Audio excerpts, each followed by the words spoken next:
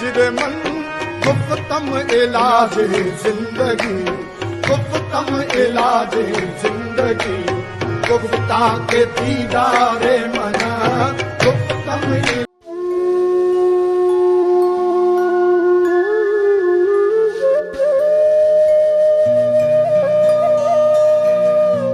اس دوران تھوڑا سا ذائقہ محفل کا بدلنے کے لیے حافظ شفیق الرحمان صاحب سے اور پھر گزارش ہے کہ صرف وہ واقعہ جو واصف صاحب کو جو معلوم ہوا کہ شفیق الرحمان صاحب حافظ بھی ہیں، وہ ایک چھوٹا سا 5 منٹ کا واقعہ جو ہے وہ ضرور ہم جو ہے نا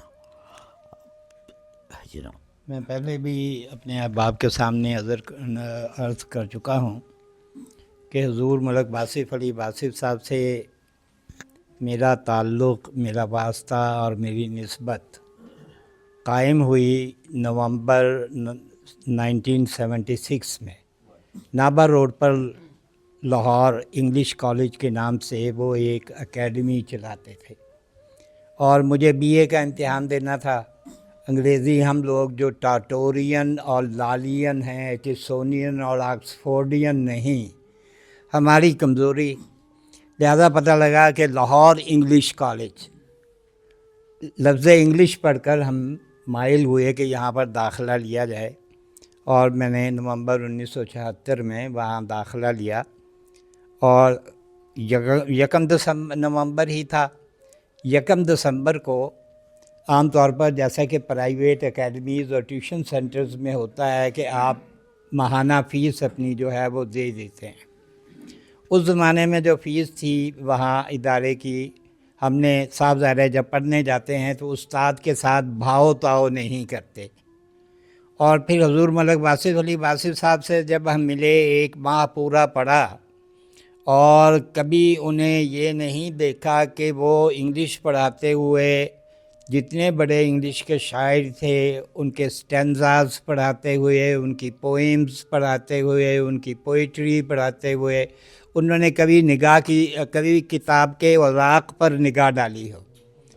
بولتے جاتے تھے اور ہم سنتے جاتے تھے، جو وضاحت وہ کرتے تھے، جو انٹرپریٹیشن کسی مصرے کی، اسٹینزا کی وہ کرتے تھے، وہ ہم نوٹ کرتے رہتے تھے۔ مہینہ گزر گیا تو آپ نے مجھے فرمایا، میرا کلاس میں رول نمبر 9 تھا، مجھے کہا مسٹر 9 آج جاتے ہوئے مجھے مل کے جانا۔ میرے ذہن میں روایتی سے ٹیچر کا ایک تصور تھا کہ آج چونکہ یکم ہے اور آج فیس دینی ہے اس لیے آپ یاد فرما رہے ہیں۔ میں قبلہ گاہی کے دفتر میں حاضر ہوا، میں نے کہا جی آپ نے مجھے حکم دیا تھا، میں حاضر ہو گیا ہوں۔ تو کہنے لگے یار میں نے صرف ایک بات پوچھنی تھی مسٹر 9، میں تو عام طور پر رول نمبر وائز لوگوں کو کے چہرے اور ان کے نام یاد رکھتا ہوں، آپ مجھے یہ بتائیے کہ آپ کیا واقعتاً حافظ قرآن ہیں؟ میں نے کہا جی میں بالکل الحمدللہ اپنے ماں باپ کی کاوشوں، دعاؤں اور اساتذہ کی جوتیاں سیدھی کرنے کے صدقے میں نے حفظ کیا ہے۔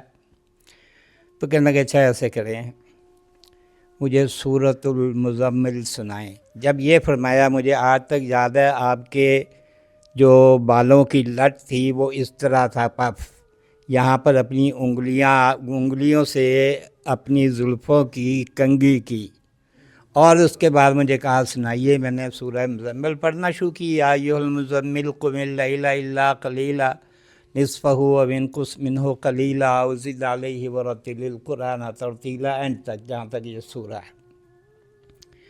اور اس دوران آپ اپنی آنکھیں بند کیے، اپنے بالوں میں یوں ہی اپنی انگلیاں جو ہیں ان کو پھیرتے رہے، پھر آنکھ کھولی اور کہا اچھا بیٹھو۔ میں بیٹھ گیا، میں نے اپنی جیب میں ہاتھ ڈالا کہ آج فیس دینی ہے، اور ادھر حضور ملک واصف علی واصف صاحب نے اپنی دراز اپنی طرف کھینچی، اس میں اپنا دست مبارک ڈالا، اور وہ جو میں نے فیس کل دی تھی ایک لوور میڈیم کلاس کے شہری کی حیثیت سے، طالب علم کی حیثیت سے 300 روپیہ 1976 میں، وہ انہوں نے مجھے ٹیبل پہ رکھ دی۔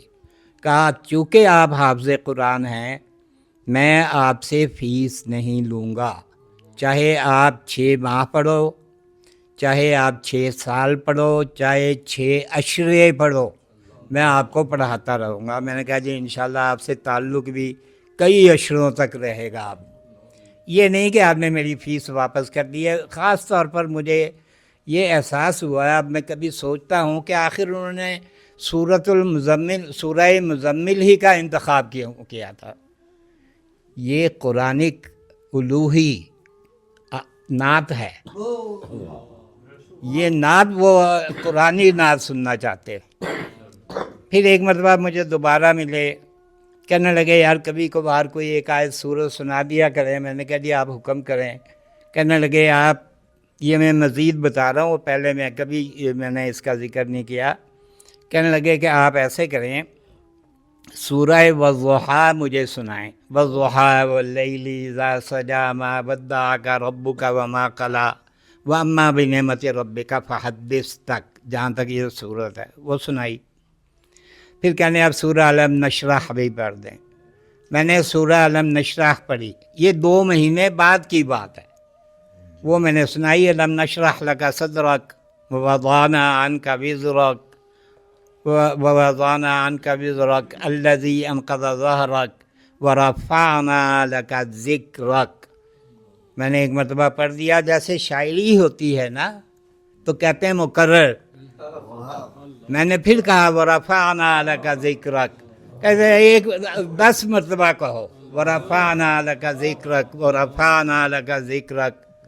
تو مجھے تو یہ پہلے ماہ ہی منکشف ہو گیا تھا کہ یہ روایتی ٹریڈیشنل ٹیچر نہیں ہیں، یہ ایک روحانی پیشوا ہیں، آنے والے وقت میں صدیوں کے لیے یہ روحانی مقتدا بنیں گے۔ بس یہ چھوٹا سا واقعہ میں نے عرض کر دیا آپ سے۔ سبحان اللہ۔ ایک تو یہ دلچسپ بات کہ واصف صاحب نے کہا کہ بے شک آپ سے تعلق 6 عشروں تک رہے، تو آج ہمارے درمیان بیٹھے ہیں تو دیکھیں کہ یہ حرف بہ حرف یہ بات پوری ہو گئی۔ دوسری بات میں نے شروع میں عرض کیا تھا کہ یہ محفل کلام ہے، تو وہ بھی حافظ صاحب نے تصدیق کر دی کہ واصف صاحب نے قرآن ایسے سنا ہے جیسے کہ کلام سنا جاتا ہے کسی شاعر۔ تو شاعری میں اور کلام میں فرق کی بات ہوئی تھی، تو کلام وہ ہوتا ہے جو ادھر سے آتا ہے۔ تو حالانکہ فیض احمد فیض صاحب ایک بڑے ہی عالی شان اردو کے شاعر ہیں، اور بابا بلے شاہ ان کے مقابلے میں ایک چھوٹا سا درویش، لیکن فیض احمد فیض صاحب کی شاعری ہے، بابا بلے شاہ کا کلام ہے۔ تو شاعری میں اور کلام میں یہ ایک تھوڑا سا فرق ہوتا ہے، تو یہ محفل کلام ہے۔ تو یہ شروع میں کفار میں اور مسلمانوں میں یہی اختلاف تھا کہ کفار کہتے تھے کہ یہ جو ہے قرآن پاک یہ شاعری ہے، اور ہم کہتے تھے نہیں یہ کلام ہے۔ اقبال نے بھی ایک فارسی شعر میں، شاید وہ حافظ صاحب کو یاد بھی ہو، یہ اپنی قوم سے گلہ کیا ہے کہ یہ میری قوم نے میرے ساتھ کیا ظلم کیا ہے کہ یہ مجھے شاعری سمجھتی رہی، یہ شکایت کی۔ اور یہ الزام جو ہے نا، یہ ایک سنت الزام ہے کہ جی یہ تو ایک شاعر ہے۔ واصف صاحب کو بھی آج بھی کچھ لوگ کہتے ہیں کہ یہ آپ کہتے ہیں یہ بابے ہیں، درویش ہیں، ولی اللہ کے اندر، یہ تو ایک شاعر ہے۔